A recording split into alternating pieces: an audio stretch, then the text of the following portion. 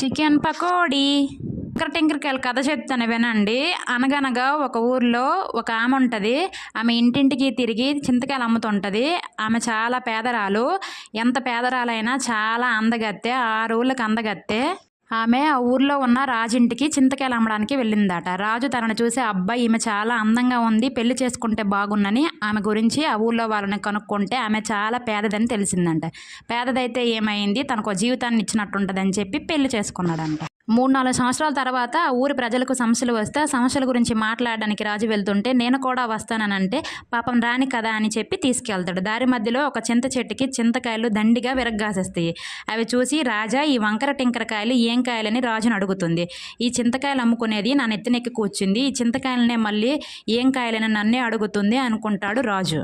దీని నీతి ఏంటంటే, వచ్చిన దారిని మర్చిపోకూడదు. మనం ఎంత ఎదిగినా మనం చేసే పనిని ఎప్పటికీ మర్చిపోకూడదు.